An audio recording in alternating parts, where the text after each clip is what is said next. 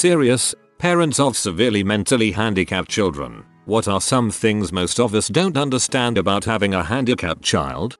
I have an autistic son. I deal with it. I will tell a little story that may give some insight on how I feel. I was at the grocery store and saw what seemed to be a homeless guy approaching people as they left the store. My son was with me. When we came out of the store, the guy approached me. I was prepared to give him a couple bucks and go on my way. He says mister and doesn't look me in the eye. I ask what he wants. Peanut butter sandwich. Still no eye contact. I ask if he is hungry. Peanut butter sandwich. I ask if he would like anything else, thinking I could grab him a burger from the restaurant across the street. Peanut butter sandwich, Diet Coke, chicken strips, apple. I ask him his name. Peanut butter sandwich is Charlie's. I recognized the rhythm now. This was an autistic adult. I took him and my son to the restaurant and made sure he got a good meal. I called around while he was eating and found a hope center that would come and offer him some services. I tried to talk to him while I waited for them to show up.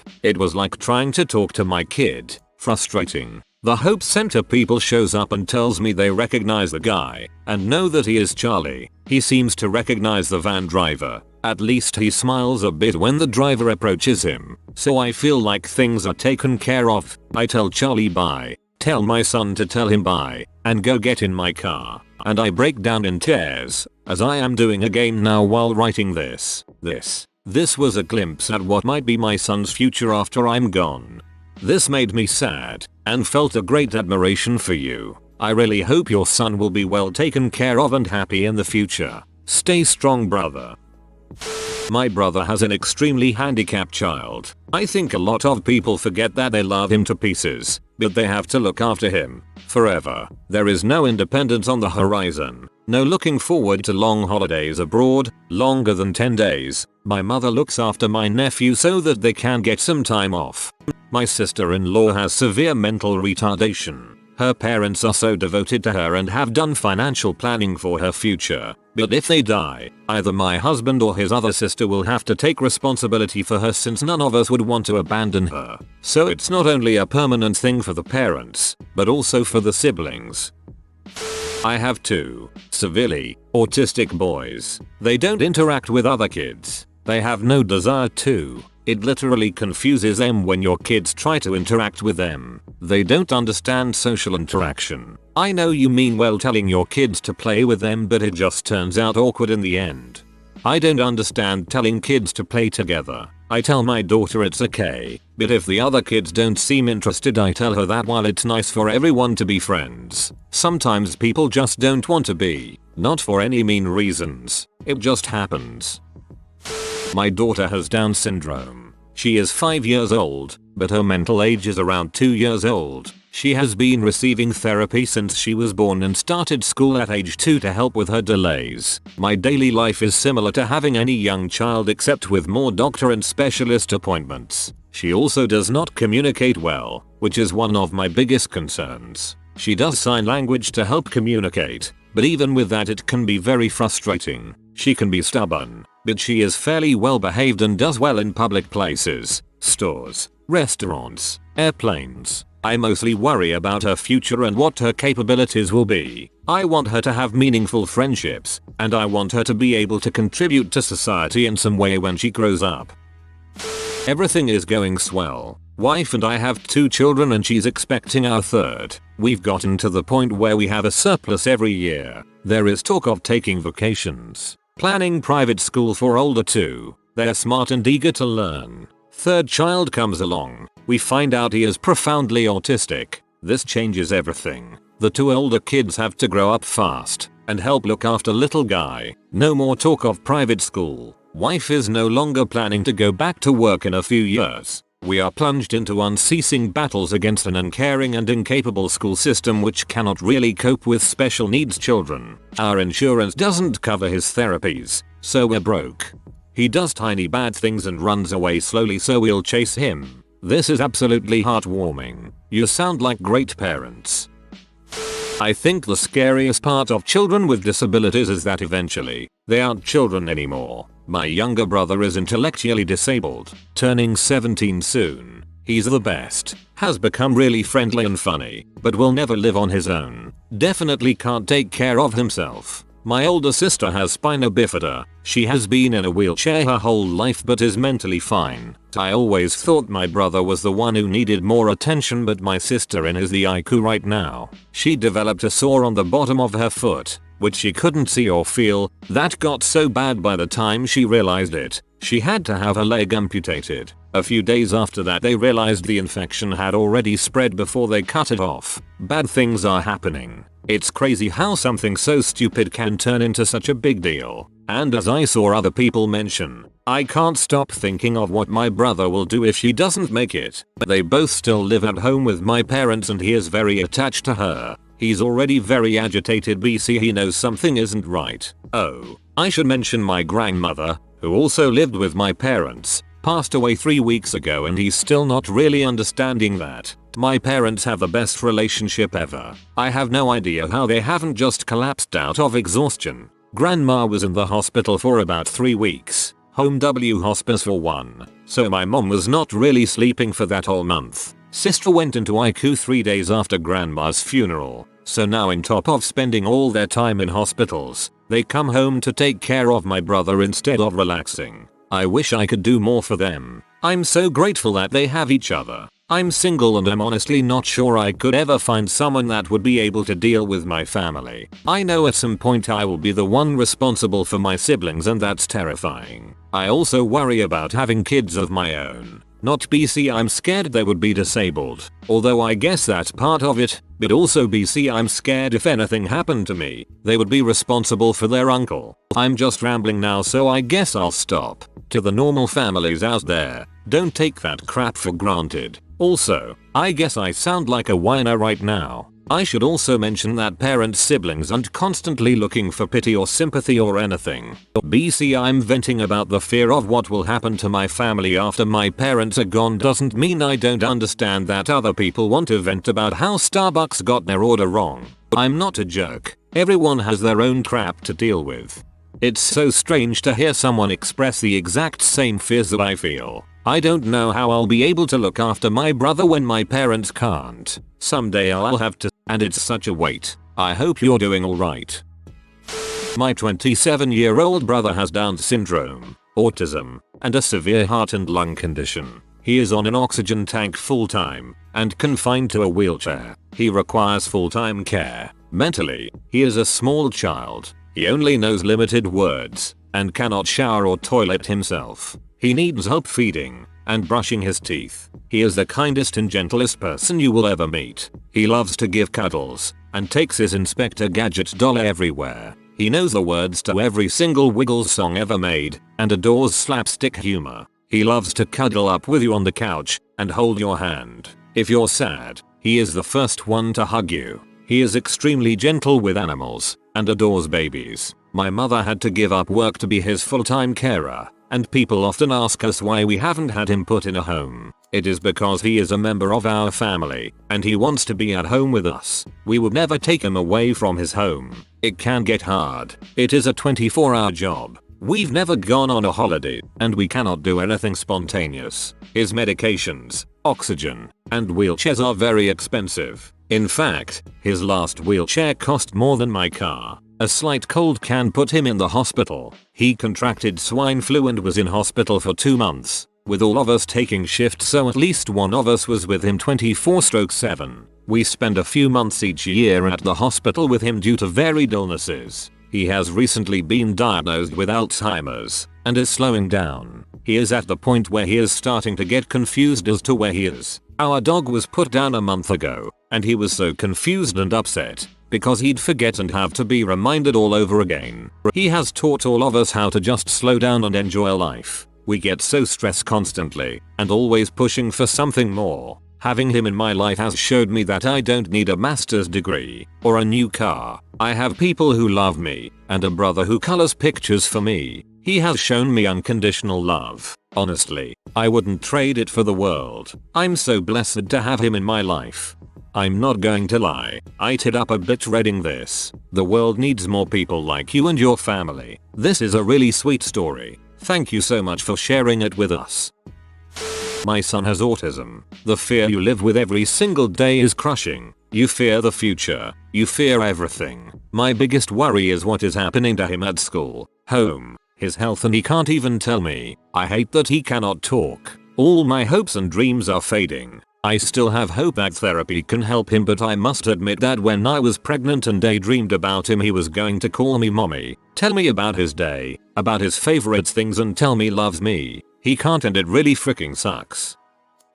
The stress. The anxiety. It's almost constant. I have questioned my sanity a couple of times. It's scary. All 3 of my kids have a form of autism. My son is the most challenging. He is almost 7 and is just now singing and doing the things that a 4-year-old does. No complete sentences, and his speech is very difficult to understand, which is frustrating for him and us. He gets hyper focused on ideas and has meltdowns when his idea can't be followed through on. He screams, cries, hits me, hits himself, bangs his feet on the floor and bruises himself. Sometimes we have to restrain him. On the other hand, he's funny as heck, has a smile that lights up my whole world. He is smart, like photographic memory smart. I have high hopes for him, but it's been a long journey. My oldest is 11, what you call an Aspie. She has trouble socially, doesn't understand sarcasm, and really has struggled in school. She cries easily and does not like to be laughed at. Loud noises upset her, and she is hyper focused to the point of obsession.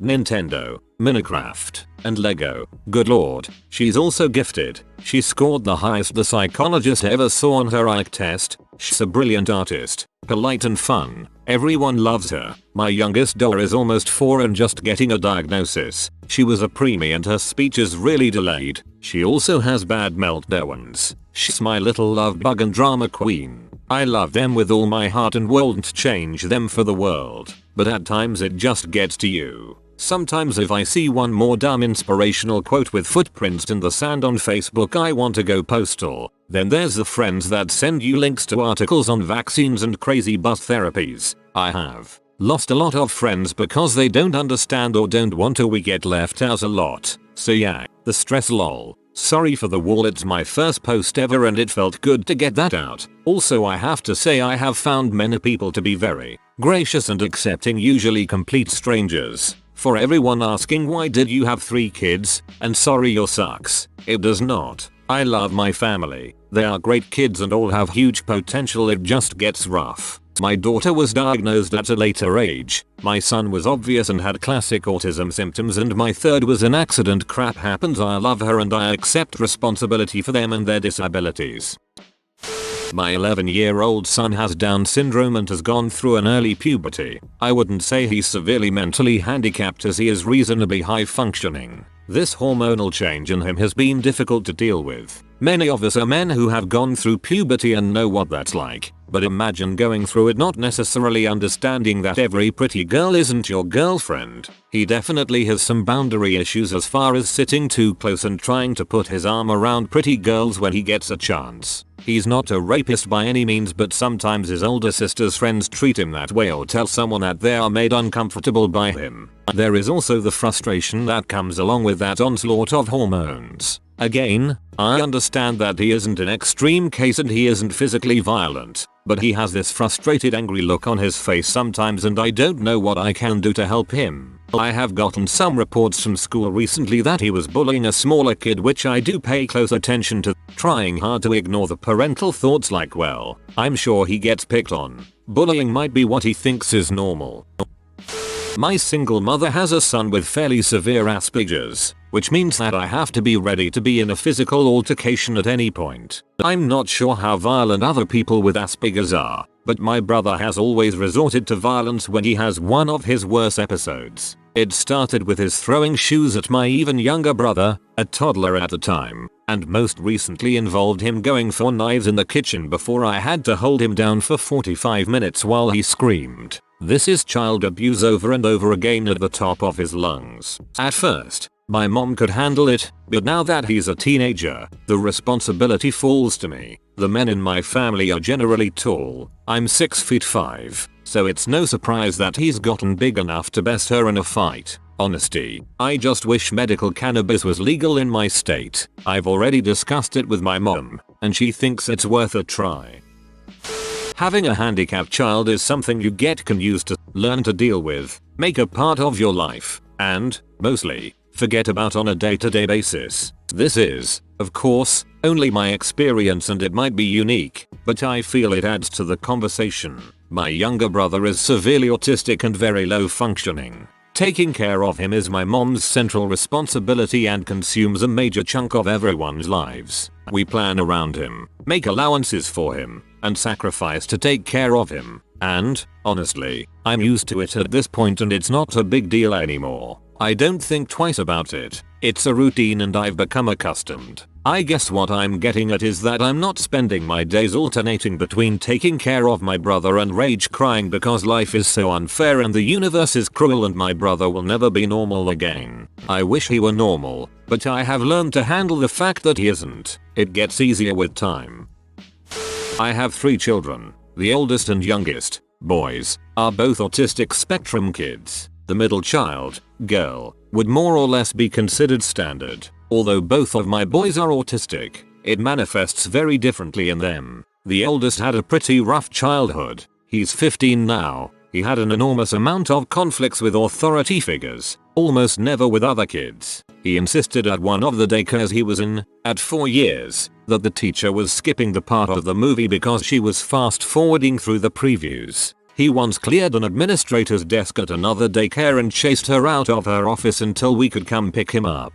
We were asked several times by many different daycares to not return. It was pretty rough until about 7 or so, but once we figured out what was wrong with him and got him medication, he's roughly standard, albeit a little odd, but manageable. His younger brother on the other hand is very different. He is non-verbal, currently 7, and has very little in the way of communication with anyone. He reaches out a lot. He will grab your hand and walk you over to something he wants or is interested in. He also makes lots of cute and some not so cute noises. He will get into anything if left unattended, and for about 3 years he would eat absolutely anything, including books, laundry detergent, Brillo pads, dirt, paint, plastics, and literally anything that is a sticker on it. Won't have a sticker when you get it back. Most of these dangerous things were easily remedied by installing serious magnetic child locks on any and all cupboards, closets in the house. It has been difficult, and social events for either of them can be a big no-no.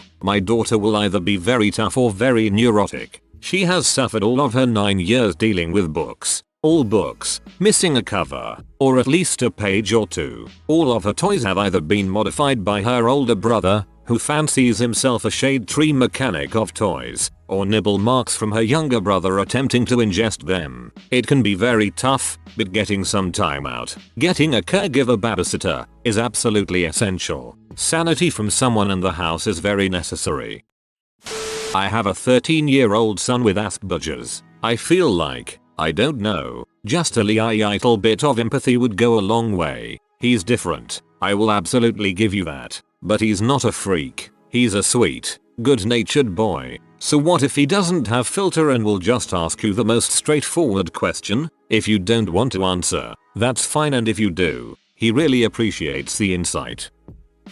I'm not good at spelling medical terms, so in short, my son has no middle grounds in emotion. When he is angry, he is furious. When he is happy, he is completely excited. When he is sad, he is completely and utterly devastated. The doctors said that there isn't anything they can do because he's literally missing a piece of his brain. I love my son to no ends. He has been the greatest thing to ever happen to me. I love every moment I have with him. He is very intelligent and loving. I hate not being able to explain to him why he is so weird to the other kids. So we push through. We take steps. Let me add another comment. Kids with certain disabilities act out. Tantrums, screaming, crying, shivering, the works. Here's the deal. They're not doing it because they're bad, or because they're stupid. They literally cannot help it. They don't want to do these things. Various stimuli which neurotypical types automatically filter out don't get filtered out for these kids. Light, noise, frustration, presence of strangers. Some or all of these things come crashing in unfiltered. And they're also still kids, young, and without huge reservoirs of self-discipline. So the next time you see some poor kid absolutely lose it at the grocery store, don't think about, oh, they must be cruddy parents, or what a spoiled child. Look at the child. He's hurting. You might not understand why. Lord knows we often don't. And it might be a cause you think trivial, but it's real pain for them. Nothing is more heartbreaking than having to restrain your child. Not tied up, kind of like a bear hug arm wrap up. It was taught to me by the therapist to keep him from hurting himself others, and then after 30 minutes of fighting you they just break down in tears and ask why do they have to be this way. Ugh. If you are new to the channel, you can subscribe. I publish new videos every day. Until then, check another video.